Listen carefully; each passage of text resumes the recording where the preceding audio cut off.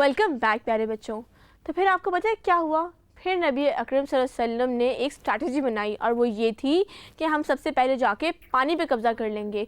जो पानी के कुएँ थे उन्होंने उन पे कब्ज़ा कर लिया और इसके बाद अल्लाह ने उनकी मदद फरमाई। बारिश हो गई। बारिश होने से पता है क्या हुआ? जिस साइड पे मुसलमान थे वहाँ पे रेत थी तो वो रेत जम गई, उनके लिए चलना फिरना आसान हो गया। और जिस साइड पे मक्का के लोग थे, काफिर थे, वहाँ पे मिट्टी थी तो वहाँ क्या बन गया? पानी। मट्टी पे पानी आता तो क्या बनता है? कीचड़। जी हाँ, वहाँ पे कीचड़ बन गया और उनके लिए एक मुसीबत हो गई। इसके बाद जब जंग शुरू हुई तो कहा जाता है कि मुसलमानों ने फतह हासिल की और 70 काफिर मारे गए और 70 को कैद कर लिया गया। कैद करने के बाद उनका फ़ैसला क्या किया गया? जी बताइए। उन काफिरों के साथ हज़रत मोहम्मद सल्लल्लाहु अलैहि वसल्लम ने ये किया कि जो जिनके पास पैसे थे वो फैमिलियाँ उन्हें पैसे दे के ले सकती थी और अगर किसी के पास पैसे नहीं थे तो वो जो है ना मुसलमानों के बच्चे को पढ़ाकर अपने आप को फ्री कर सकते थे। शाबाश, वेरी गुड। इससे हमें ये समझ में आता है कि नबी अकरम सल्लल्लाहु अलैहि वसल्लम की नज़र में एजुकेशन की भी इम्पोर्टेंस थी। यानी कि आप हमारे बच्चे को पढ़ाएं तो हम आपको आज़ाद कर देंगे। उन्हें स्लेव नहीं बनाया। उन्हें ये नहीं कहा कि अगर आपके पास पैसे नहीं है तो आप मत रुके। उन्होंने कहा जो पढ़ना लिखना जानते हैं वो पढ़ाएं हमारे बच्चों को। इसके बाद क्या हुआ? इसके बाद एक और जंग हुई। उस जंग का नाम मुझे बताना चाहेगा कोई? जंग ओहद के बारे में किसी को पता है यहाँ पे? जंग ओहद में ये हुआ कि मुसलमानों की तादाद 1000 थी और कुफ़ार की तादाद कितनी थी? 3000। गज़वा बदर के बाद कुफ़ार को बहुत गुस्सा आया। उनके इतने लोग मारे गए, बड़े बड़े सरदार मर गए, उनकी रिस्पेक्ट को आंच आई। आपको पता है उनकी ईगो कितनी थी? उनकी ईगो हर्ट हो गई कि ऐसा कैसे हो सकता है, ये लोग हमारे सामने से कल निकले हैं और उन्होंने हमारी कौम के इतने बड़े बड़े लोगों को मार दिया। उन्हें गुस्सा आ गया और उन्होंने क्या किया? उन्होंने अपने सारे का सारा पैसा जंग में लगाना शुरू कर दिया। उन्होंने घोड़े खरीदे, उन्होंने ऊंट खरीदे, उन्होंने हथियार खरीदे और उन्होंने एक बहुत बड़ा अटैक प्लान किया। और इस अटैक के लिए उन्होंने बहुत सारे लोगों को जमा किया, जगह जगह से लोगों को बुलाया गया। आपको पता है कितने लोग हो गए थे वो?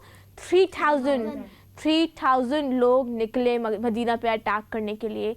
लेकिन जब वो निकले तो नबी अकरम सल्लल्लाहु अलैहि वसल्लम को खबर पहुंच गई थी।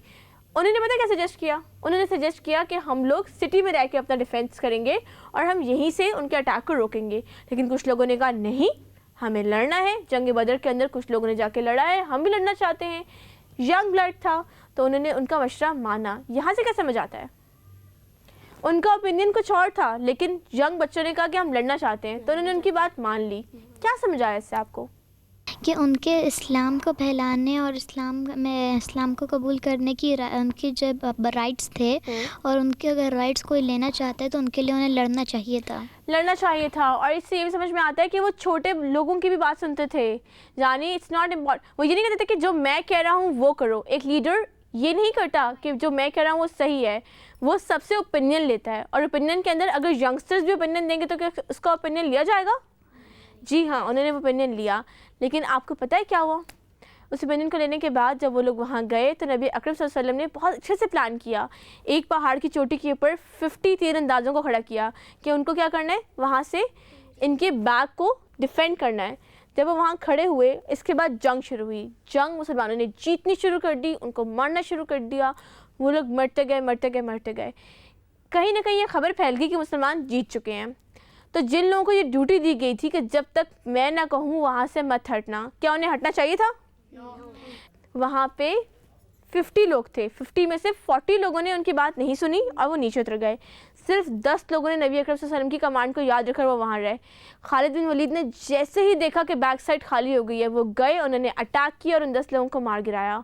और इसके बाद मुसलमानों के ऊपर हमला हो गया। वो सामने से भी अटैक हो रहा था उनके ऊपर और पीछे से भी अटैक हो रहा था। तमाम मुसलमान इसके बीच में आ गए। एक हंगामा मच गया। कितने मुसलमान तो इस मतभेड़ में ही शहीद हो गए। मुसलमानों के हाथों ही मारे गए। फिर एक अगवा उड़ गई कि नबी अकरम शहीद हो गए तो मुसलमानों के हौसले बिल्कुल टूट गए। लेकिन फिर उन्हें बताया गया कि वो ज़िंदा हैं। लेकिन इस जंग के अंदर मुसलमानों को बहुत नुकसान उठाना पड़ा। उन्होंने जो जीत हासिल की थी, यहाँ पे उन्हें शिकस्त का सामना हुआ। लेकिन आपको पता है वहाँ पे उनके लोग मरे, सब कुछ हुआ, लेकिन नबी अकरम सल्लल्लाहु अलैहि वसल्लम ने अपना हौसला नहीं छोड़ा। उन्होंने पता क्या कहा कि जाकर एक दस्ता बनाओ और जाके फॉलो करो कि कहीं वो वापस ना लौट आएँ। कि वो शहर पे अटैक करने ना चले जाएं। अभी तो उन्होंने हम पे अटैक किया है, वो ये ना सोचें कि हम लोग ख़त्म हो गए हैं या हमारी हिम्मत ख़त्म हो गई है तो वो शहर पे अटैक करें। उन्होंने एक दस्ता बनाया जिसने जाके उनको फॉलो किया, वहाँ पे वो फॉलो करने के लिए गया और उन्होंने जब ये नोटिस किया कि वो अभी तक आ रहे हैं, मुसलमान ताज़ा दम है, तो वो अपने शहर को लौट गए। इस तरीके से उन्होंने अपने शहर की हिफाजत कर ली। इस स्टोरी से हमें बहुत कुछ समझ में आता है। नंबर 1, हमें मशवरा लेना चाहिए, अपने से छोटों का मशवरा लेना चाहिए, बड़ों का मशवरा लेना चाहिए, क्योंकि मशवरा लेना नबी अकरम सल्लल्लाहु अलैहि वसल्लम की सुन्नत है, ये उनका तरीका है। हमें भी चाहिए कि हम कोई इंपॉर्टेंट डिसीजन लें तो हम मशवरा लें। दूसरी चीज़, अगर कहीं पे हमें कोई बहुत तंग कर रहा है, हम इस्लाम पर अमल नहीं कर सकते, तो हमें चाहिए कि हम माइग्रेट कर जाएं। अब माइग्रेट करने का तरीका ये नहीं होता कि हम एक कंट्री से दूसरी कंट्री में जाएंगे तो वो माइग्रेशन है। आपको लग रहा है कि आपकी कंपनी ऐसी है, आपकी फ्रेंड्स ऐसी हैं जो इस्लामिक थॉट्स के अगेंस्ट हैं या वो इस्लाम पे अमल नहीं कर रही हैं, तो आपको चाहिए कि आप उस जगह से उठ के दूसरी जगह चली जाएँ, आप अपनी कंपनी चेंज कर लें, आप अपने लोगों को चेंज कर लें। सिर्फ इतना नहीं, इससे हमें ये भी समझ में आता है कि अगर कोई हम पे अटैक करे तो हमें खुद को डिफेंड करना चाहिए, ये हमारे लिए जायज़ है। प्यारे बच्चों, आपको ये स्टोरी कैसी लगी? बहुत अच्छी। मज़ा आया? यस। मैं उम्मीद करती हूँ कि जो स्टोरी आज आपने सुनी, आपको जिसके अंदर लेसन्स मिले आप उस पर अमल करेंगे। यस। क्या आपको मोटिवेशन मिली है नबी अकरम सल्लल्लाहु अलैहि वसल्लम जैसा बनने की, यस। उनकी पर्सनालिटी के एक्सपर्ट्स देखने की? यस। आप उनकी पर्सनालिटी से जो भी बातें सीख रहे हैं उनको अपनी ज़िंदगी पर इम्प्लीमेंट करें तो आपको एक बहुत क्लियर चेंज नज़र आएगा अपने अंदर। आएगा या नहीं आएगा? आएगा। नबी अकरम सल्लल्लाहु अलैहि वसल्लम की सुन्नत पर अमल करेंगे तो क्या हमारी ज़िंदगी में बरकत होगी? यस। उस बरकत को हासिल करने के लिए उनकी स्टोरीज़ को सुनिए, उन्हें जानिए। जब तक हम किसी को जानेंगे नहीं, हमें उससे मोहब्बत होगी नहीं। आपसे कल दोबारा मुलाकात होगी?